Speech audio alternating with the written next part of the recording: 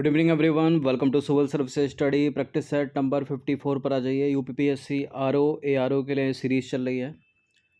20 प्रश्न इसमें ऐड किए हैं। मोस्ट इंपॉर्टेंट है सारे के सारे।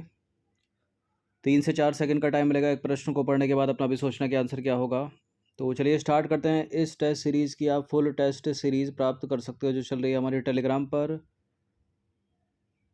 और पीडीएफ प्राप्त कर सकते हो इन सभी प्रश्नों का। डिस्क्रिप्शन बॉक्स में नंबर है, उस पर कॉल या व्हाट्सअप कर दीजिए, जो मिलेगा आपको पेड टेलीग्राम ग्रुप में। तो पहला प्रश्न है, प्लेलिस्ट इसकी बना रखी है, वहाँ पर आप टेस्ट नंबर 1 से लेकर ये जो टेस्ट है 54 नंबर का इस तक पहुँच सकते हो, और जितने भी आगे टेस्ट आएंगे उन तक पहुँच सकते हैं। तो क्वेश्चन नंबर 1 ये हिस्ट्री का प्रश्न है। सरस्वती कंठाभरण किसकी रचना है? भवभूति, भरत मुनि, राजा भोज या विष्णु शर्मा? सरस्वती कंठाभरण रचना है किसकी? देखिए ये रचना है राजा भोज की। ठीक है, ऑप्शन नंबर सी है इसका आंसर।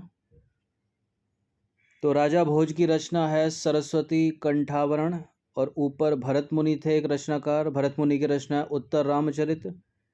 एक रचनाकार थे विष्णु शर्मा, उनकी रचना पंचतंत्र, बहुत पूछे जाते एग्जाम में। एक रचनाकार और थे भरत मुनि, उनकी रचना है नाट्य शास्त्र। तो मैच करने के लिए पूछ लेता है, ये सब याद होना चाहिए आपको।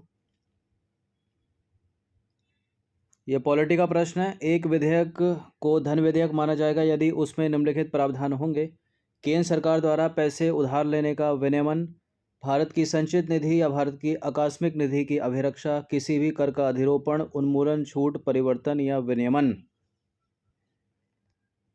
देखिए, एक विधेयक को धन विधेयक माना जाएगा, केंद्र सरकार द्वारा पैसे उधार लेने का विनियमन यह है, भारत की संचित निधि या भारत की आकस्मिक निधि की अभिरक्षा ये भी है, किसी भी कर का अधिरोपण, उन्मूलन, छूट, परिवर्तन, विनियमन, ये सभी हो जाएंगे। डी है इसका आंसर। ये नंबर है, इस पर कॉल या व्हाट्सअप करके आप यूपीपीसीएस और यूपीपीएससीआरओ की टेस्ट सीरीज प्राप्त कर सकते हैं पेड टेलीग्राम ग्रुप से। देखिए, भारत के संविधान का जो अनुच्छेद 110 है वो धन विधेयक से संबंधित है, और इसमें कहा गया है कि एक विधेयक को धन विधेयक माना जाता है यदि इसमें निम्नलिखित सभी या किसी भी मामले से संबंधित केवल प्रावधान शामिल हैं। कौन कौन से हैं वो? केंद्र सरकार द्वारा पैसे उधार लेने का विनियमन, भारत की संचित निधि या भारत की आकस्मिक निधि की अभिरक्षा, ऐसी किसी निधि में धन का भुगतान या उससे धन की निकासी, भारत की संचित निधि से धन का विनियोजन, और भारत की संचित निधि पर प्रभारित किसी व्यय की घोषणा या ऐसे किसी व्यय की राशि में वृद्धि करना, और भारत की संचित निधि या भारत के सार्वजनिक खाते के लिए धन की प्राप्ति या ऐसे धन की अभिरक्षा या जारी करना, या संघ या राज्य के खातों की लेखा परीक्षा, या ऊपर निर्दिष्ट मामले में किसी के लिए जो है आकस्मिक कोई भी मामला। देखिए, किसी भी कर का अधिरोपण भी इसमें शामिल है, उन्मूलन, छूट, परिवर्तन या विनियमन। और किसी विधेयक को धन विधेयक जो है इन निम्नलिखित कारणों से नहीं माना जाएगा। ठीक है, इसको पढ़ लीजिएगा। अब आ जाइए, प्रश्न ये है तीसरा, कोई विधेयक धन विधेयक है या नहीं, इसका निर्णय कौन करेगा? इंपॉर्टेंट प्रश्न है, कई बार एग्जाम में पूछा है। कौन करता है? वित्त मंत्री, संसद, लोकसभा अध्यक्ष या राष्ट्रपति? इसका निर्णय करता है Lok Sabha speaker. Option number C है इसका आंसर। देखिए, एम लक्ष्मीकांत की जो पॉलिटी वाली लैंग्वेज है वो थोड़ी क्लिष्ट है, तो 2 से 3 बार इसको पढ़ लीजिएगा पीडीएफ से। ठीक है, तो क्लियर हो जाएगा। तो लोकसभा अध्यक्ष, अनुच्छेद 110 स्पष्ट करता है कि ऐसे मामले में जहां कोई विधेयक धन विधेयक है या नहीं, इस पर विवाद उत्पन्न होता है, तो इस मुद्दे पर लोकसभा स्पीकर का निर्णय जो है अंतिम होगा। नंबर 4 पर आ जाइए। राज्यसभा के संदर्भ में निम्नलिखित में से कौन सा एक सही नहीं है? राज्यसभा एक स्थायी निकाय है, इसका विघटन नहीं किया जा सकता, इसकी अधिकतम संख्या 250 होती है, इसके 1/3 सदस्य प्रत्येक वर्ष सेवानिवृत्त हो जाते हैं। प्रत्येक वर्ष नहीं होते, प्रत्येक 2 वर्षों में इसके जो सदस्य है वो सेवानिवृत्त होते हैं। 1/3 सदस्य। डी गलत है। तो भारतीय संविधान के अनुच्छेद 80 में राज्यसभा का प्रावधान है, राज्यसभा स्थायी सदन है, तो स्थायी सदन है तो विघटन हो ही नहीं सकता इसका। अधिकतम संख्या 250 होती है, वर्तमान में 245 है, इसके 1/3 सदस्य हर दूसरे साल यानी प्रत्येक 2 वर्ष में जो है सेवानिवृत्त होते हैं। और इसकी सीटें हर तीसरे वर्ष की शुरुआत में नए चुनाव और राष्ट्रपति पद के नामांकन से भरी होती हैं। नंबर 5 पर आ जाइए। भारत के राष्ट्रपति द्वारा मंत्रिपरिषद की नियुक्ति से संबंधित अनुच्छेद कौन सा है? 73, 72, 74, 75। आर्टिकल 75। तो अनुच्छेद 75 भारत के राष्ट्रपति द्वारा मंत्रिपरिषद की नियुक्ति से संबंधित है। मंत्रिपरिषद राष्ट्रपति को उसके कार्यों के अभ्यास में सहायता और सलाह देती है और यह भारतीय राजनीति में सर्वोच्च कार्यकारी निकाय का प्रतिनिधित्व करती है। इसे कैबिनेट भी कहा जाता है, जहां अधिकांश कार्यकारी निर्णय किए जाते हैं या लिए जाते हैं। नंबर 6 पर आ जाइए। निम्नलिखित कथनों पर विचार करेंगे। 2 कथन है, बताना कि इनमें से कौन सा सही है। लोकसभा अध्यक्ष का चुनाव लोकसभा द्वारा अपने सदस्यों में से किया जाता है। जो उपाध्यक्ष होता है वो लोकसभा के पद के रिक्त होने पर उसके कर्तव्यों का निर्वहन करता है। बिल्कुल करेक्ट है दोनों के दोनों स्टेटमेंट। सी है इसका आंसर। तो लोकसभा अध्यक्ष का चुनाव लोकसभा द्वारा अपने सदस्यों में से ही किया जाता है। लोकसभा के समय अवधि के दौरान अध्यक्ष पद पर बना रहता है और लोकसभा अध्यक्ष के पद के रिक्त होने पर जो उपाध्यक्ष होता है वो उसके कर्तव्यों का निर्वहन करता है। ज्योग्राफी का प्रश्न है। हॉर्मुज़ जल संधि किन 2 देशों को अलग करती है? भारत श्रीलंका को तो पाक जल संधि अलग करती है, ये तो होगा नहीं। पाकिस्तान भारत भी नहीं है, इसका आंसर है ओमान और ईरान। तो हॉर्मुज़ जल संधि जो है ओमान को ईरान से अलग करती है। हॉर्मुज़ जल संधि को फारसी में तंगे ए हॉर्मुज़ कहा जाता है और यह तेल के निर्यात की दृष्टि से बहुत ही महत्वपूर्ण जल संधि है, क्योंकि ईरान, इराक और कतर जैसे देशों का तेल निर्यात यहीं से होता है। साउथ वेस्ट एशिया का सबसे बड़ा देश कौन सा है इनमें से? दक्षिण पश्चिम एशिया का सबसे बड़ा देश है इनमें सऊदी अरब। तो दक्षिण पश्चिम एशिया का सबसे बड़ा देश है सऊदी अरब और यह अरब प्रायद्वीप के 80% क्षेत्रफल पर विस्तृत है और इसकी राजधानी है रियाद। ज्योग्राफी का सवाल है। एंडीज, हिमालय और यूराल किस प्रकार के पर्वतों के उदाहरण हैं? बताइए। अवशिष्ट, ज्वालामुखी, ब्लॉक या भ्रंश? ये है वलित पर्वत। वलित पर्वत ऑप्शन में तो है नहीं, वलित या ब्लॉक एक ही बात है, तो बी है आंसर। तो यूराल पर्वत हो गया, ठीक है, हिमालय पर्वत हो गया, आल्प्स हो गया, रॉकी हो गया, एंडीज हो गया, सब वलित या ब्लॉक पर्वतों के उदाहरण हैं। ये संपीड़न की शक्तियों द्वारा निर्मित होते हैं और ब्लॉक या वलित पर्वत विश्व के सबसे ऊंचे और विस्तृत पर्वत माने जाते हैं। देखिए, वह जैविक अनोन्य क्रिया जिसमें एक प्रजाति को होता है नुकसान और दूसरी होती है अप्रभावित, आपको बताना है क्या कहलाती है वो। परजीविता यानी पैरासिटिज्म, सहजीविता यानी सिम्बायोसिस, परभक्षण बोलेंगे उसको, या असहभोजिता बोलेंगे, एमन्सलिज्म। परभक्षण में तो एक को लाभ होगा, दूसरी तो मरी जाएगी, ठीक है। सहजीविता में दोनों का लाभ होता है और ये क्या पूछ रहा है कि एक को नुकसान होगा, दूसरी होगी अप्रभावित, तो इसको बोलेंगे अमंसलिज्म यानी असहभोजिता, डी। वह जैविक अनोन्य क्रिया जिसमें एक प्रजाति नुकसान में रहती है और दूसरी प्रजाति अप्रभावित रहती है और इसको बोलते हैं अमेंसलिज्म यानी असहभोजिता। उदाहरण है इसका पेनिसिलियम, कवक और बैक्टीरिया। ओजोन गैस का क्षरण एवं विनाश प्रक्रिया है केवल प्राकृतिक प्रक्रिया, केवल मानव जनित प्रक्रिया, प्राकृतिक मानव जनित दोनों, इनमें से कोई नहीं। देखिए, ओजोन का जो क्षरण हो रहा है वो स्वतः भी हो रहा है, मतलब प्राकृतिक रूप से, ठीक है, और मानव निर्मित तो हो ही रहा है, तो सी ज़्यादा आंसर सही है, इसका सी है। देखिए, ओजोन गैस एक अस्थिर गैस है जिसका एक तरफ निर्माण होता है तो दूसरी तरफ उसका विघटन होता रहता है। यह एक निरंतर होने वाली प्रक्रिया, ऐसा होता रहता है। ओजोन गैस का क्षरण एवं विनाश प्राकृतिक एवं मानव जनित दोनों प्रकार से होता है, तो सी है आंसर। ज्योग्राफी का सवाल है। 2 कथन है इसमें। महासागरों की औसत लवणता 25% होती है। प्रत्येक महासागर में, झील आदि में लवणता की मात्रा एक समान पाई जाती है। ऐसा तो हो ही नहीं सकता कि प्रत्येक महासागर और झील में लवणता की मात्रा एक समान होती है, गलत है ये वाला स्टेटमेंट। और महासागरों की जो औसत लवणता होती है वो 35% होती है, 25% नहीं, ये दोनों के दोनों गलत हैं, डी। तो महासागरों की औसत लवणता 35% होती है, परंतु प्रत्येक महासागर में, झील आदि में लवणता की मात्रा अलग अलग पाई जाती है। क्वेश्चन नंबर 13 पर आ जाइए। धात्विक खनिज तांबा की प्राप्ति किस प्रकार के चट्टानों में होती है? आग्नेय, अवसादी, रूपांतरित। धात्विक खनिज तांबा आपको मिलेगा अवसादी चट्टानों में, रूपांतरित में भी, आग्नेय में भी, तो सभी। देखिए, तांबा खनिज की प्राप्ति जो है आग्नेय, अवसादी और रूपांतरित यानी कायांतरित तीनों प्रकार की चट्टानों में होती है। देश का अधिकांश तांबा जो है राजस्थान, झारखंड, मध्य प्रदेश और आंध्र प्रदेश में उत्पादित होता है। नंबर 14 पर आ जाइए। पीरियड प्रोडक्ट एक्ट पारित करने वाला दुनिया का प्रथम देश बन गया है कौन? देखिए, इस तरह की पहल अधिकतर यूरोपियन कंट्री ही करते हैं, तो इसका उत्तर है स्कॉटलैंड। सी है इसका आंसर। तो स्कॉटलैंड जो है पीरियड प्रोडक्ट एक्ट पारित करके फ्री पीरियड प्रोडक्ट तक पहुंच के अधिकार की कानूनी रूप से रक्षा करने वाला विश्व का पहला देश बन गया है। और इस एक्ट के पारित होने से पीरियड प्रोडक्ट को सभी के लिए जो है निःशुल्क कर दिया गया। निम्नलिखित में से कौन सा जीवित जीव लिटमस देता है? प्रोटोजोआ, विषाणु, लाइकेन, सैकेरोमाइसीज।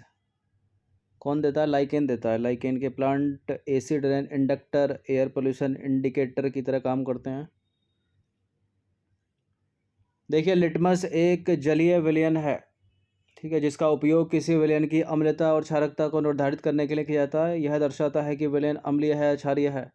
लिटमस लाइकेन की कई प्रजातियों जैसे कि लेकेनोरिया, टार्ट्रिया और रोसेला टिनिक्टोरिया में पाया जाता है। जो नीदरलैंड है, विश्व में नीदरलैंड, वो लिटमस पत्र के अग्रणी उत्पादकों में से एक है। लाइकेन से लिटमस विलयन निकालने की प्रक्रिया में जो है उन्हें कुचला जाता है और पीसा जाता है। लाइकेन एक बहुकोशिकीय जीव है जो शैवाल या साइनोबैक्टीरिया से उत्पन्न होता है। लाइकेन लिटमस विलयन बनाने में जो है सहायता करते हैं। लिटमस के उपयोग हैं कुछ, इनको पढ़ लीजिएगा। जैसे कि लिटमस का उपयोग मुख्य रूप से विलयन की अम्लता, क्षारकता को निर्धारित करने के लिए किया जाता है। अम्लीय परिस्थितियों में नीला लिटमस पत्र लाल हो जाता है और क्षारीय परिस्थितियों में लाल लिटमस पत्र नीला हो जाता है। छोटी क्लास में पढ़ा हुआ है आपने। जलीय विलयन गैसों का परीक्षण गीले लिटमस पत्र से भी किया जाता है। इसके अतिरिक्त ऑप्शन में प्रोटोजोआ है, इसको पढ़ लीजिएगा। और ऑप्शन में विषाणु है, विषाणु पता होगा आपको क्या है, सैक्रोमाइसीज के बारे में पढ़ लीजिएगा। अब आ जाइए क्वेश्चन नंबर 16 पर। गैबन देश से संबंध में निम्नलिखित कथनों पर विचार कीजिए। गैबन देश के संबंध में, अफ्रीका का देश है गैबन। भारत और गैबन दोनों गुटनिरपेक्ष आंदोलन के सदस्य हैं। गैबन जो है वो अंतर्राष्ट्रीय सौर गठबंधन समझौते पर हस्ताक्षर और पुष्टि करने वाले देशों में से एक है। क्या ये बात सत्य है? क्या तीसरी बात सत्य है? गैबन गैबन गैबन अफ्रीका का देश है, सही है। भारत और गैबन दोनों गुटनिरपेक्ष आंदोलन के सदस्य हैं, ठीक है।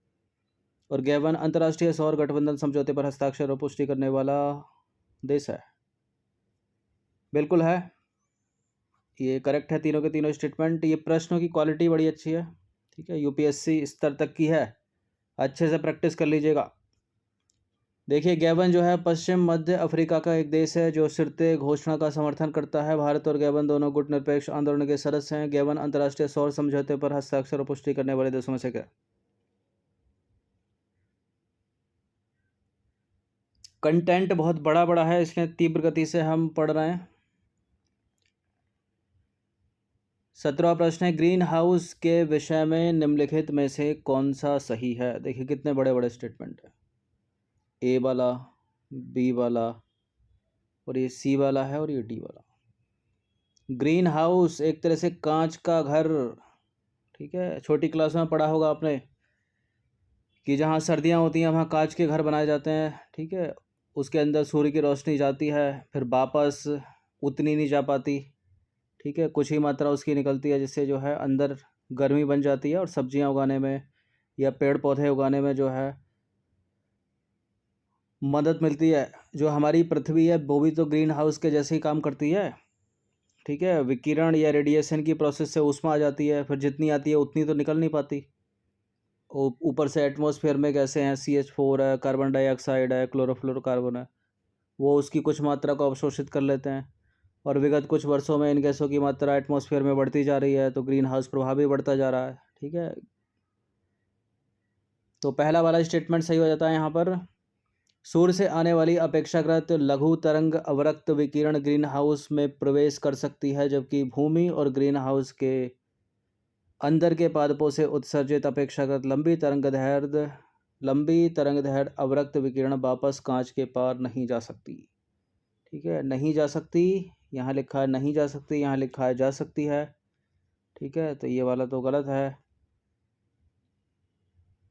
और सी में क्या लिखा है, सूर्य से आने वाली अपेक्षाकृत लघु तरंग दैर्घ्य अवरक्त विकिरण ग्रीन हाउस में प्रवेश नहीं कर सकती। क्यों नहीं कर सकती भाई, गलत हो गया ये वाला स्टेटमेंट। और चौथा वाला, कोई भी अवरक्त विकिरण ग्रीन हाउस कांच से पार नहीं जा सकती, ये तो गलत है ही। तो पहला वाला करेक्ट हो जाएगा इसमें। ठीक है, अब हम पढ़ेंगे स्पष्टीकरण इसका। देखिए, ग्रीन हाउस यानी एक ग्लास हाउस यानी कांच का बना घर, जिसे विश्व भर के अपेक्षाकृत ठंडे मौसम में पादपों को जीवित रहने में मदद करने के लिए बनाया जाता है।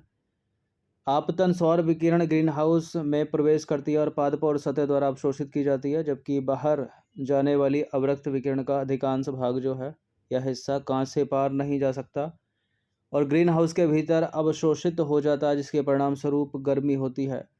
पृथ्वी जो है अपनी पृथ्वी वो ग्रीन हाउस के रूप में काम करती है, क्योंकि यह सूर्य से दिखाई देने वाली स्पेक्ट्रम की अधिकांश ऊष्मा को अवशोषित करती है, जबकि कार्बन डाइऑक्साइड और मीथेन जैसी ग्रीन हाउस गैसें पृथ्वी द्वारा उत्सर्जित कुछ अवरक्त विकिरण को बरकरार रखती हैं। देखिए, कांच अवरक्त विकिरणों के लिए जो है अपारदर्शी है, यह आंशिक रूप से इन विकिरणों को परावर्तित करता है और अवशोषित करता है। ग्रीन हाउस गैसें जैसे कि कार्बन डाइऑक्साइड हो गई, मीथेन हो गई, N2O, क्लोरोफ्लोरोकार्बन या CFCS हो गई, और विकिरणों को ये ग्रीन हाउस गैसें जो है विकिरणों को प्रवेश करने देती है, लेकिन लंबी तरंगदैर्घ्य के ताप विकिरण को बाहर निकलने से रोकती है। यह तंत्र सूर्य की ऊर्जा को ग्रीन हाउस में अवशोषित करके रखता है। ये अच्छे से पढ़िएगा PDF से। नंबर 18 पर आ जाइए। निम्नलिखित में से कौन सा एक सही है इनमें से? ठीक है, एक ही सही है। जीवाश्म विलोपन होने पर जीवाश्म बनते हैं। व्यापक विलोपन होने पर जीवाश्म बनते हैं। और दूसरा है, जीवाश्मों में पौधे और जानवरों के कोमल ऊतक नहीं देखे जाते। केवल विलुप्त जानवर और पौधे जीवाश्म के रूप में पाए जाते हैं। हम जीवाश्म अभिलेखों में केवल जंतुओं का अध्ययन कर सकते हैं, यानी पौधों का नहीं कर सकते। देखिए, ये तो गलत है। हम जीवाश्म अभिलेखों में जंतुओं का भी अध्ययन करते हैं, पौधों का भी करते हैं, गलत है। केवल विलुप्त जानवर और पौधे जीवाश्म के रूप में पाए जाते हैं, गलत। जीवाश्मों में पौधे और जानवरों के कोमल ऊतक नहीं देखे जाते, बिल्कुल नहीं देखे जाते। ठीक है, और व्यापक विलोपन होने पर जीवाश्म बनते हैं, ऐसा नहीं है। दूसरा वाला सही है केवल। देखिए, जीवाश्मों में पौधे और जानवरों के कोमल ऊतक नहीं देखे जाते, ये सही है। जीवाश्म एक जीव का खनिज युक्त आंशिक या पूर्ण रूप है, जिसे एक कास्ट इम्प्रेशन या मोल्ड के रूप में संरक्षित किया गया है। यह प्राचीन जीवन का भौतिक प्रमाण देता है और विकासवाद के सिद्धांतों को आधार प्रदान करता है। अब हम देखेंगे कथन और कौन सा उसमें सही था, कौन सा उसमें गलत था। ठीक है, व्यापक विलोपन होने पर जीवाश्म बनते हैं, ये कथन गलत है, क्योंकि अलग अलग जीवों के जीवाश्म बन सकते हैं, इसलिए। जीवाश्मों में पौधे और जानवरों के कोमल ऊतक नहीं देखे जाते, ये सही है, क्योंकि जीवाश्म जीवों के कठोर भागों के मृत अवशेष होते हैं, इसलिए। ठीक है, मृत अवशेष होते हैं तो कोमल ऊतक कैसे देखे जाएंगे उसमें। देखिए, केवल विलुप्त जानवर और पौधे जीवाश्म के रूप में देखे जाते हैं, गलत है, क्योंकि मृत अवशेष विलुप्त होने के साथ साथ मौजूदा प्रजातियों के भी हो सकते हैं। ठीक है, ऐसा नहीं है केवल। ठीक है, मौजूदा प्रजातियों के भी हो सकते हैं, इसलिए गलत है। और यहाँ लिखा था केवल विलुप्त जानवर पौधों के जीवाश्म के रूप में पाए जाते हैं। चौथा वाला है, हम जीवाश्म अभिलेखों से केवल जंतुओं का अध्ययन कर सकते हैं, पौधों का नहीं, ये गलत है, क्योंकि पौधों के इम्प्रेशन या कास्ट को भी जीवाश्म के रूप में संरक्षित किया जाता है, तो पौधे जानवर दोनों हैं। अब आ जाइए क्वेश्चन नंबर 19 पर। सिगरेट पीना हमारे स्वास्थ्य के लिए हानिकारक होने का प्राथमिक कारण यह है कि सिगरेट का धुआं। देखिए, सिगरेट पीना स्वास्थ्य के लिए हानिकारक है, ये सारी चीज़ें हो सकती हैं उससे, लेकिन प्रश्न क्या पूछ रहा है? प्रश्न पूछ रहा है प्राथमिक कारण बताइए इनमें से, प्राइमरी कॉज। और प्राथमिक कारण है इसमें ऊपरी श्वसन पथ में पक्षमाभ को नष्ट करता है। ठीक है, यानी बी है इसका आंसर। तो धूम्रपान के हानिकारक प्रभाव ये सारे हो सकते हैं। ठीक है, ये सारे